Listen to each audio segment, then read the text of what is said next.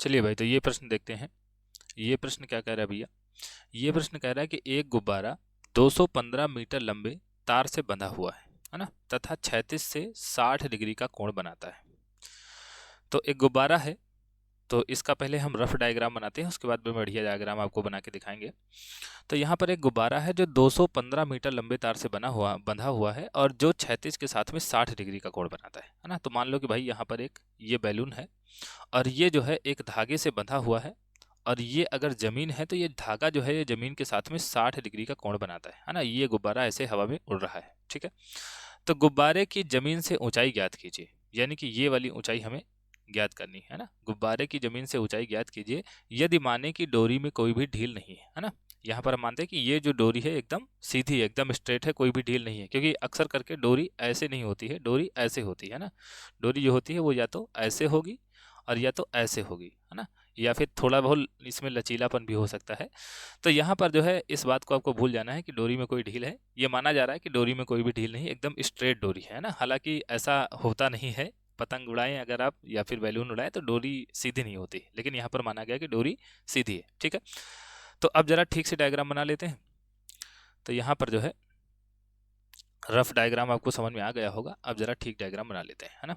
तो यहाँ पर भाई ये हमने मान लिया कि ज़मीन है ना, और ये यहाँ से जो है ये ऐसे जो है गुब्बारा इस रेखा से जो है ऐसे उड़ रहा है, और यहाँ पर हम मान लेते हैं कि यहाँ पर जो है बैलून है ना। यहाँ पर जो है ऐसे करके बैलून उड़ रहा है, और ये दूरी जो है भूमि से ये जो दूरी है ये हमें बतानी है, इतनी दूरी पर बैलून है ना। और ये जो तार की लंबाई है ये दी गई है 215 मीटर, है ना। तो यहाँ से यहाँ तक की जो दूरी है ये है 215 मीटर।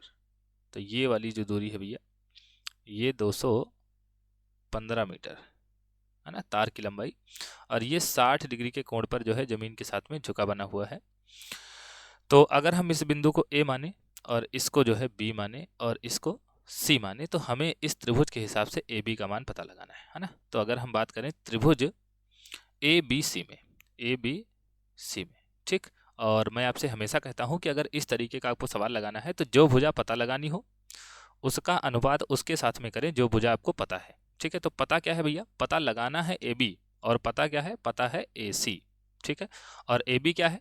इस त्रिभुज के हिसाब से ए बी थीटा के सामने की भुजा है, यानी कि लंब है। और ए सी क्या है? ए सी 90 डिग्री के सामने की भुजा है, तो ये कर्ण है। और लंब बटे कर्ण क्या बनता है भैया? लंब बटे कर्ण बनता है साइन थीटा, है ना। अब देखो भैया, ए बी तो पता ही लगाना है और ए सी हमें दिया गया है 215 मीटर, और साइन थीटा जो थीटा है उसका मान 60 डिग्री है, और साइन 60 का मान होता है भैया √3/2, है ना।